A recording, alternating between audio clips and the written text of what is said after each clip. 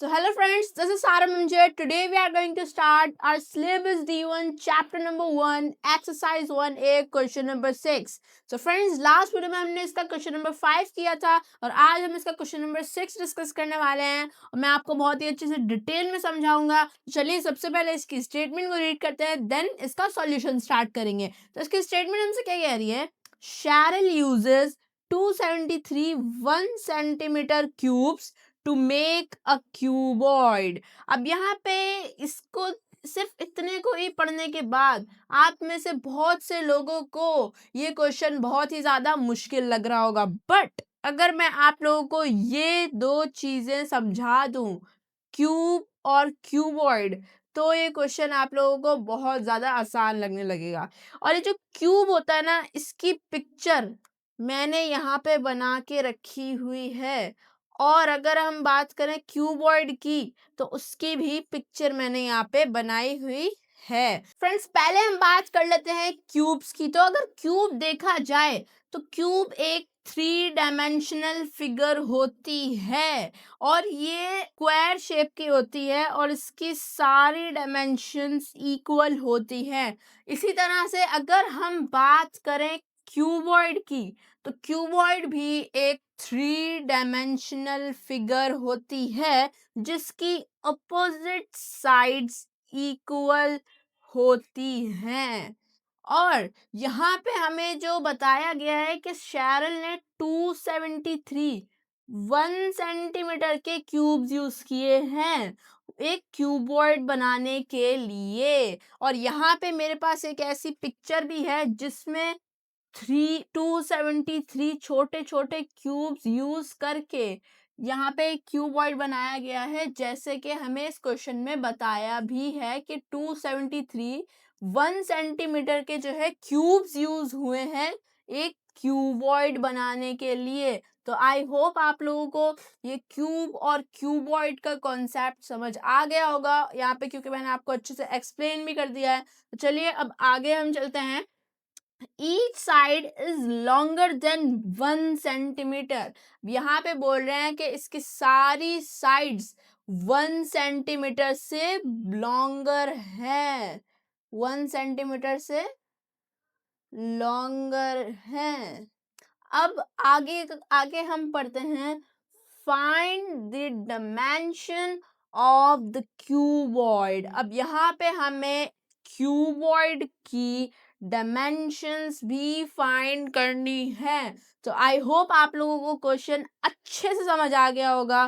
तो चलिए अब हम इसके सॉल्यूशन की तरफ बढ़ते हैं और यहाँ पे क्वेश्चन में हमें इनकी जो है वॉल्यूम फाइंड करना है। तो अगर देखा जाए कि वॉल्यूम किसे कहते हैं, तो वॉल्यूम मैं आप लोग को इस तरह से समझाता हूँ कि जैसे कि मैंने यहाँ पर एक क्यूब बना दिया है, एक 3 डायमेंशनल क्यूब बना देता हूँ। मैंने थोड़ा सा जो है गंदा लग रहा है ये, बट आप लोग एडजस्ट कर लेना, ये बस मैं ऐसे ही फॉर एग्जांपल बना रहा हूँ। अब आप अगर देखें तो यहाँ पर ये जितनी जगह इसने घेरी हुई है ना, ये है इसका वॉल्यूम। और वॉल्यूम फाइंड करने का एक फॉर्मूला होता है, that is length multiply by breadth multiply by height. और यहाँ पे आप लोग बोल रहे होंगे व्हाट इज ब्रेड्थ, तो ब्रेड्थ हम विड्थ को ही कहते हैं। ओके, तो यहाँ पे हमें जो है वॉल्यूम फाइंड करने का भी फॉर्मूला मिल चुका है और यहाँ पर अब हम आगे का सॉल्यूशन करते हैं। तो उसके लिए हमें 273 की प्राइम फैक्टराइजेशन करनी पड़ेगी, क्योंकि प्राइम फैक्टराइजेशन जब हम करेंगे 273 की तो इससे हमें इसके प्राइम फैक्टर्स मिलेंगे जो कि होंगे इसके डायमेंशंस। और ये जो 273 है यही इस क्यूबॉइड का वॉल्यूम है। तो अब हम इसके प्राइम फैक्टर्स जो है ढूंढ लेते हैं। तो अगर ये देखा जाए तो 2 से तो डिविजिबल नहीं है ये, अगर हम 3 से देखें तो ये 3 से डिविजिबल है, क्योंकि 2 + 7 10 9 और 9 + 3 12 और 12 जो है 3 से डिविजिबल है, इसका मतलब 273 भी 3 से डिविजिबल है। चले आगे हम इसका 3 से कर लेते हैं।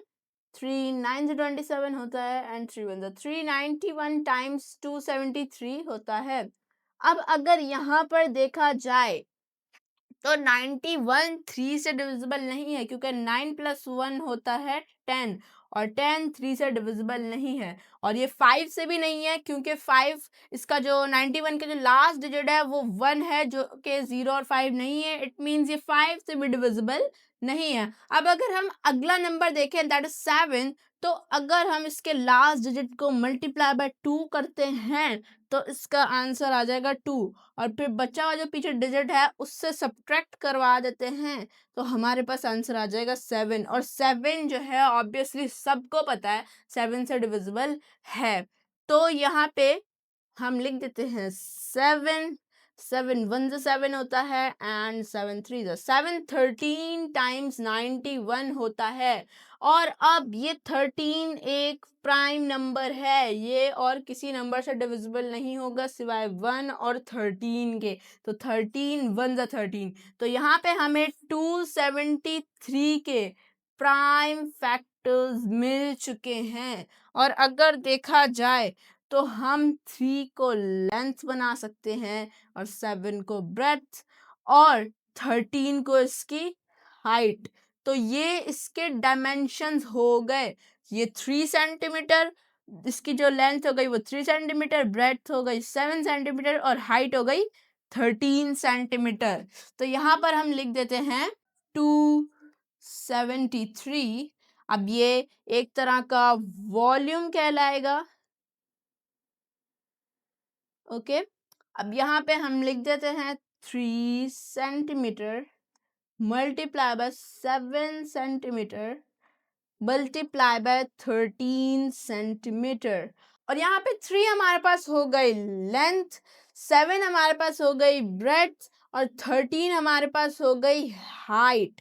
तो ये आ गई हमारे पास क्यूबॉइड की डायमेंशंस। और यहाँ पे आप देख सकते हैं जो वॉल्यूम फाइंड करने का जो फॉर्मूला होता है वो होता है length multiply by breadth multiply by height. और यहाँ पे हमने सेम चीज की है। ये 273 वॉल्यूम है और इसे हमने कैसे किया, 3 centimetre multiply by 7 centimetre multiply by 13 centimetre, 3 centimetre length 7 centimetre breath 13 centimetre height.